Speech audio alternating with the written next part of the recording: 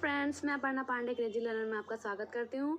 Friends, इस video में हम लोग बात करेंगे सीडीपी के पेडागोजी सेक्शन की, जो कि 15 मार्क्स का होता है। मैंने आपको पहले ही बताया कि आपकी पेडागोजी बहुत अच्छा रोल प्ले करती है आपके नंबर अच्छे करने में और आपके नंबर को बिगाड़ने में। ठीक है, बहुत अच्छा रोल प्ले करती है। तो इसलिए पेडागोजी को आपको समझ के चलना है। मैंने आपसे वादा किया था कि मैं आपको पेडागोजी कराऊंगी। आप ये बिल्कुल ही मत सोचिए कि मैं प्रीवियस ईयर ही करा रही हूँ, सीधे सिर्फ टिक करा रही हूँ, इसमें तो कुछ है नहीं और ये तो मैं कर लूँगा या कर लूँगी। इस टाइप की आपको थिंकिंग नहीं रखनी है, क्योंकि जो अंडरस्टैंडिंग है आपकी वो क्वेश्चन से ही अच्छी होगी। ठीक है, ऐसी कोई एक चैप्टर नहीं बनाया गया है कि हाँ उस चैप्टर से मैं आपको पेडागोजी एक वीडियो में बना के डिस्कस कर दूंगी। ठीक है, ऐसा कोई चैप्टर नहीं है। आपको क्वेश्चन से ही समझ अच्छी करनी है और उसमें मैं सिर्फ आंसर नहीं बताती हूँ, जैसा कि आप लोग जानते हैं कि कीवर्ड्स भी बताती हूँ कि कौन से पॉजिटिव है कौन से नेगेटिव। ठीक है, तो इसलिए ये वीडियो आपके लिए बहुत इंपॉर्टेंट होने वाला है और मैंने आपसे बोला था कि 10 क्वेश्चन के मैं 10 वीडियोज़ लाऊंगी। अगर वो आप देख लेते हैं, ठीक है, उससे आपकी अंडरस्टैंडिंग बहुत अच्छी हो जाएगी। और सिर्फ पेडागोजी की बात नहीं, सिर्फ सीडीपी में ही पेडागोजी नहीं कराऊंगी, मतलब हर सब्जेक्ट की मैं अलग अलग पेडागोजी कराऊंगी। ठीक है, क्योंकि कुछ ना कुछ डिफरेंस ज़रूर होता है। तो चलिए हम लोग स्टार्ट करते हैं। लेकिन स्टार्ट करने से पहले एक बात करते हैं, वो ये है कि मैथ्स पेडागोजी में बहुत बच्चे टेंशन में मैथ्स और इंग्लिश को लेके, तो आप टेंशन मत लीजिए। अगर मैं मैथ्स प्राइमरी की बात करूँ तो ऐसी कोई बुक नहीं है कि जो लेके मैं खड़ी हो जाऊँ और उससे आपको समझा दूँ। ठीक है, ऐसी कोई बुक नहीं है जिसे जो मैटर है वो सीटेड के अकॉर्डिंग हो। तो इसलिए मुझे क्या है, प्रीवियस ईयर के जो क्वेश्चन आए हुए हैं उन्हें अलग अलग सेक्शन में डिवाइड करके अलग अलग चैप्टर के अकॉर्डिंग उसे आपको पढ़ाना है। ठीक है, तो इसलिए आप मुझे थोड़ा टाइम दीजिए, पेशेंस रखिए, सब चीज़ होगी। ठीक है, आप बस क्रेजी लर्नर के साथ बने रहिए और जो वीडियो है उसको ज़्यादा से ज़्यादा शेयर करिए। ठीक है, तो चलिए हम लोग स्टार्ट करते हैं। जो हमारा आज का फर्स्ट क्वेश्चन है वो ये है कि भारत में अधिकांश कक्षाएं बहुभाषी होती हैं और इसे शिक्षक द्वारा डैश के रूप में देखा जाना चाहिए। देखिए, बहुभाषी होती हैं, मैंने आपको जो हिंदी वाला, अगर आपने मेरा वीडियो देखा है तो उसमें मैंने बहुभाषिता के विषय में चर्चा की है कि जो बहुभाषिता है हमेशा पॉजिटिव पॉइंट होती है हमारे लिए। तो क्या हो जाएगा आपका कि इसमें जो पहला ऑप्शन है परेशानी बिल्कुल गलत, समस्या गलत, संसाधन और बाधा भी गलत। संसाधन मतलब एक रिसोर्स के रूप में देखी जानी चाहिए। अगर एक क्लास में अलग अलग तरीके की भाषा बोलने वाले बच्चे हैं तो इससे क्या होगा कि बच्चे एक दूसरे से सीखेंगे, एक दूसरे की भाषा को सीखेंगे। चलिए हम लोग स्टार्ट करते हैं।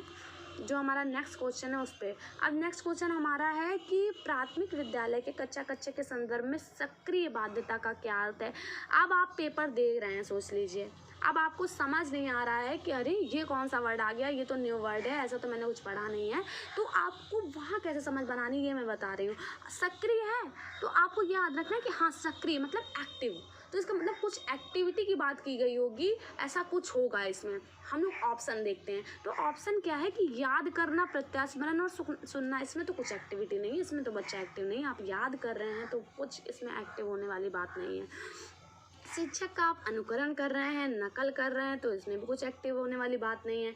जांच पड़ताल करना, प्रश्न पूछना और वाद विवाद, ये सब कीवर्ड्स हैं पॉजिटिव। अगर बच्चा एक्टिव है, प्रश्न पूछ रहा है, वाद विवाद कर रहा है, तो ये सब सक्रिय अधिगम है ना, सक्रिय है ना, एक्टिविटी बेस्ड लर्निंग है। तो ये आपका सी ऑप्शन सही हो जाएगा। लेकिन आपको सीटेट में पहले ही OMR फिल नहीं करना चाहिए जब तक आप फोर्थ ऑप्शन नहीं देखेंगे। फोर्थ ऑप्शन हमारा क्या, शिक्षक द्वारा उत्तरों को नकल करना। अब ये नेगेटिव हो गया, फिर से इसमें कोई एक्टिविटी नहीं, तो आपका सी ऑप्शन सही हो गया। चलिए हम लोग नेक्स्ट देखते हैं। हमारा जो क्वेश्चन है वो ये है कि निम्नलिखित में से कौन सी एक मुख्य प्रक्रिया नहीं है। ये नहीं बहुत लोगों को दिखाई नहीं देता है। ठीक है, तो नहीं पर भी आपको फोकस करना है कि नहीं यहाँ पर पूछा गया है, जिसके द्वारा सार्थक अधिगम का मतलब सिर्फ यहाँ पर इससे है कि एक्टिविटी बेस्ड लर्निंग है ना, बाल केंद्रित शिक्षा, चाइल्ड सेंटर्ड एजुकेशन, वो इसमें कौन सा नहीं है।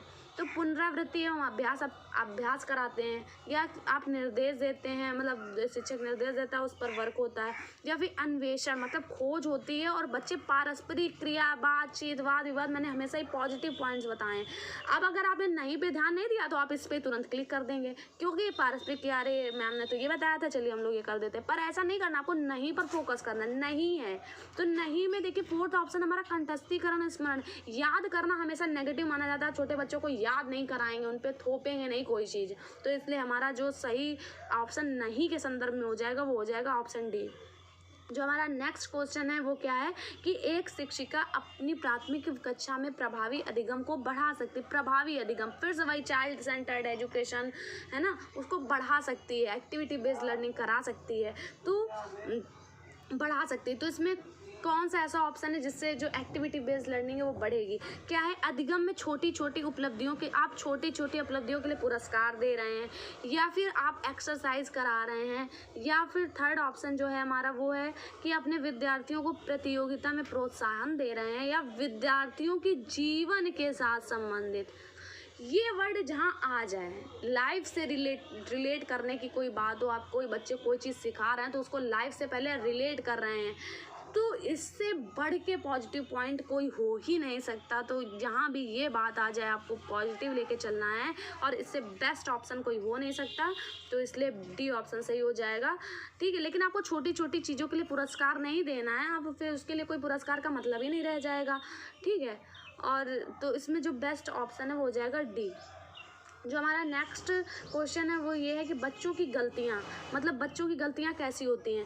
बार बार अभ्यास करने के लिए कहकर तुरंत सुधार देनी चाहिए कि बच्चे की गलतियाँ जो हैं, मतलब हाँ आप अभ्यास करो, अभ्यास करके तुरंत सुधार देनी चाहिए। ऐसा करना चाहिए आपको कि अधिगम का एक भाग है तथा उन्हें विचारों में एक अंतर्दृष्टि देती है, मतलब एक अधिगम का एक सीखने का एक पड़ाव है, उन्हें एक सूझ देती हैं, अंतर्दृष्टि देती हैं। या फिर शिक्षण अधिगम प्रक्रिया में महत्वहीन है या प्रदर्शित करती है कि बच्चे कितने लापरवाह हैं। बच्चे को आप निगेटिव कर रहे हैं, तब तो फिर आप टीचर बनने लायक ही नहीं है, आप सीटेट क्यों दे रहे हैं? ठीक है, तो इसलिए ये क्या हो गया, पहले ही खराब हो गया, बच्चे कितने लापरवाह हैं। आपने कभी सीखा, बचपन में सीखा कि आपने गलतियां नहीं की थी, आपने की थी, तो महत्वहीन के गलतियों के बाद ही आप सीखे, तो ये महत्वहीन भी, ये भी ऑप्शन गलत हो गया। जो पहला है ऑप्शन हमारा कि तुरंत सुधार, आप तुरंत सुधार देंगे, बच्चे को सीखने का मौका ही नहीं देंगे, अपने आप में समझ करने का मौका ही नहीं देंगे, तो ये भी आपका ऑप्शन रॉन्ग हो गया।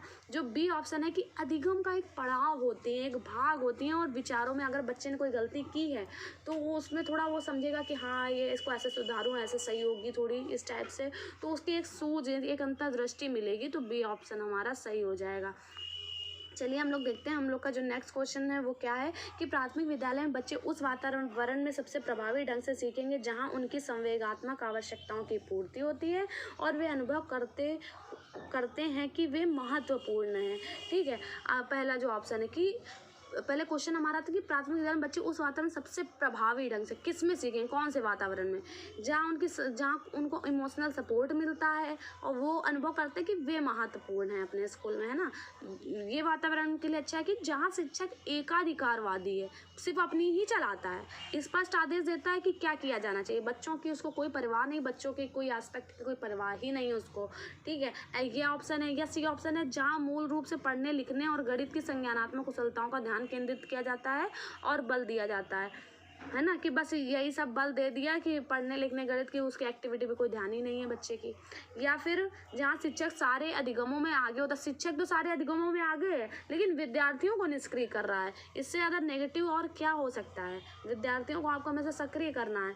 ठीक है, आप देखिए शिक्षक एकाधिकारवादी वाला भी ऑप्शन हमारा पहले ही गलत हो गया।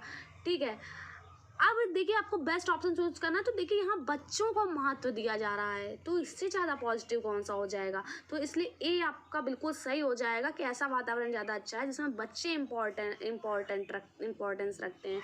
सी ऑप्शन जहाँ मूल रूप से पढ़ने लिखने और गणित संज्ञानात्मक कुशलताओं का ही ध्यान, ही जहाँ आ जाए, ही दान के बस इसी का ध्यान रखा जाता है, तो ये तो नेगेटिव वर्ड हो गया, तो ये भी आपका क्या हो जाएगा, नेगेटिव ऑप्शन हो जाएगा। ए ऑप्शन बिल्कुल सही है। चलिए हम लोग बढ़ते हैं अपने नेक्स्ट क्वेश्चन पे। जो हमारा नेक्स्ट क्वेश्चन है वो क्या है कि कोई शिक्षिका अपने विद्यार्थियों को अध्ययन करने हेतु आंतरिक रूप से प्रेरित करने के लिए प्रोत्साहित कर सकती है। अगर आंतरिक रूप से आपको बच्चे को उत्प्रेरित करना, प्रोत्साहित करना है, तो आप क्या करेंगे, उनमें चिंता और डर पैदा करेंगे। चिंता और डर तो आंतरिक रूप से वो प्रेरित होंगे, आप ये सोच रहे हैं, बच्चे को नेगेटिव कर रहे हैं, तो ये आपका बिल्कुल ऑप्शन रॉन्ग हो जाएगा। प्रतियोगात्मक परीक्षण से चलिए देखते हैं। सी ऑप्शन हमारा क्या है कि व्यक्तिगत लक्ष्य निर्धारित करने और उनमें निपुणता पाने में मदद कर देगा, उनका एक व्यक्तिगत लक्ष्य निर्धारित करेंगे और उन्हें थोड़ी मदद देंगे। या फिर फोर्थ ऑप्शन है कि साफ दिखाई पड़ने वाले इनाम देकर, जैसे टॉफ़ी, आपने एक बार इनाम दिया टॉफ़ी, अब आप दूसरी बार इनाम नहीं देंगे तो आप वो वर्क नहीं करेगा। साफ दिखाई पड़ने वाले आप इनाम दे रहे हैं तो ये भी नेगेटिव हो गया। इसमें सबसे पॉजिटिव क्या है, आपके क्वेश्चन के अकॉर्डिंग आपका क्वेश्चन था कि आंतरिक रूप से आप तब प्रेरित करेंगे जब वो उसका एक लक्ष्य बनाएंगे, उसमें थोड़ी उसकी हेल्प करेंगे, थोड़े हिंट्स देंगे, है ना। तो ये क्या हो गया, एक पॉजिटिव आंसर हो गया। चलिए हम लोग नेक्स्ट अपने क्वेश्चन पे आते हैं कि निम्नलिखित में से कौन सा एक आधारभूत सहायता का उदाहरण है। आधारभूत सहायता, बेसिक हेल्प, आपको बच्चा कोई नई चीज़ सीख रहा है उसमें थोड़ी सी आपको हेल्प करनी है, उसका एक अच्छा एग्जाम्पल क्या है, कैसे आप सही करेंगे। अनुबोधन और संकेत देना, आप थोड़ा सा हिंट्स देंगे और उनकी जो बहुत ज़्यादा अगर टफ सिचुएशन आ गई तो उसमें उसकी थोड़ी मतलब उससे क्वेश्चन पूछेंगे, थोड़ी हेल्प करेंगे, यही सब बात इसमें पहले ऑप्शन में। दूसरा ऑप्शन है हमारा कि शिक्षार्थियों को प्रेरित करने वाले भाषण देकर या प्रश्न पूछने को बढ़ावा दिए बिना स्पष्टीकरण देना। आप प्रश्न पूछा ही नहीं, आप सीधे बस स्पष्टीकरण ही देते चले जा रहे हैं, बच्चों को कुछ जागरूक ही नहीं कर रहे हैं, बच्चों को इन्वॉल्व ही नहीं कर रहे हैं। तो ये बिना वाला ऑप्शन बिल्कुल ही रॉन्ग हो गया।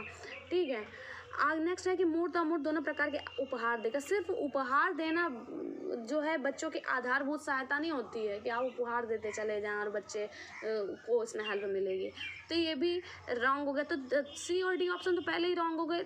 अब बी क्या है, प्रेरित करने वाले भाषण देकर। आपको शायद ये पॉजिटिव लग रहा हो कि हाँ प्रेरित करने वाले भाषण दे रहे हैं तो बच्चा प्रेरित होगा, लेकिन आप बच्चे को भाषण दे रहे हैं, वो इतना छोटा बच्चा है आपके पास जो आएगा 8 तक क्लास के बच्चे आएंगे, जो भी आएंगे तो वो बहुत छोटे होते हैं। ठीक है, तो आप उनको भाषण देंगे और मतलब क्या होगा कि वो भाषण सुनेंगे आपका, वो बोर हो जाएंगे, सो जाएंगे वहीं पर। ठीक है, तो आपको क्या करना है कि भाषण देने वाला ऑप्शन पहले ही रॉन्ग कर देना। छोटे बच्चों के संदर्भ भाषण बड़े बच्चों को दिया जाता है ना। फर्स्ट जो है बिल्कुल सही है कि आपको हिंट्स देने हैं और नाजुक परिस्थितियों में उनसे प्रश्न पूछना है। नेक्स्ट क्वेश्चन पे हम लोग आते हैं। नेक्स्ट क्वेश्चन हमारा है कि कक्षा में बच्चों को प्रेरित समझा जा सकता है यदि। अगर बच्चे को प्रेरित आप कब समझेंगे, वो क्या कर रहा हो, कैसे आप समझेंगे, तो प्रेरित कैसे समझेंगे। वे अच्छी तरह से वर्दी पहन के मतलब प्रॉपर ड्रेस में आते हैं, या फिर वे कक्षा में अनुशासन बनाए रखते हैं, या फिर वे सभी उपस्थिति में नियमित हैं, या वे शिक्षक से स्पष्टीकरण प्राप्त करने के लिए प्रश्न पूछते हैं। भाई बच्चे एक्टिव हैं, सक्रिय हैं, प्रश्न पूछ रहे हैं, इससे अच्छा ऑप्शन तो कोई दूसरा हो ही नहीं सकता। प्रश्न पूछना, वाद विवाद करना, बच्चों का एक्टिव होना, इससे अच्छा ऑप्शन कोई हो ही नहीं सकता। तो हमारा ऑप्शन डी हो जाएगा। इससे हम जानें कि बच्चे प्रेरित हैं। और ये उपस्थिति, अनुशासन और वर्दी, ये सब तो सेकेंडरी चीज़ें होती, पहले तो बच्चा सक्रिय होना चाहिए।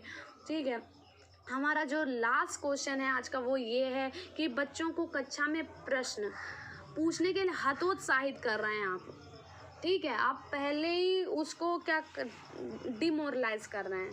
ठीक है, ये सही होगा। ये तो नेगेटिव आंसर, बच्चों के नेगेटिव एस्पेक्ट में आंसर नहीं देना आपको, पहले ही आप समझ लीजिए।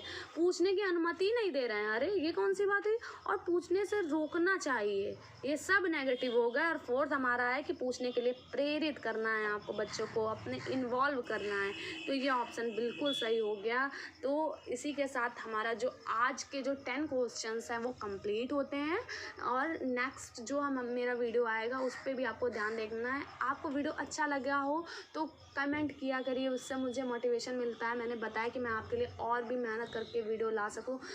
जैसे कि आप भी जानते हैं, आप भी सोच रहे होंगे कि मतलब जैसे कई लोगों को पता है कि हाँ मैंने ये बहुत कम एज में या कुछ भी किया, तो अभी मुझे और भी प्रिपरेशन अपने लिए भी करनी है। मैं अभी भी अपने भी पढ़ाई करती हूँ, तो मैं आपके लिए कि आप सीटेट को बहुत बड़ा हवा टाइप का मत समझें कि बहुत बड़ा है, कैसे लोग फेल हो जाते हैं, ये हो जाता वो हो जाता है, ये मैं भ्रांति दूर करना चाहती हूँ। बिना कोचिंग के सिर्फ आप मेरी वीडियो देखते रहेंगे, आप सिर्फ पास ही नहीं करेंगे, बहुत अच्छे मार्क्स से पास करेंगे। ठीक है, तो होप है कि आपको मेरा वीडियो अच्छा लगा होगा।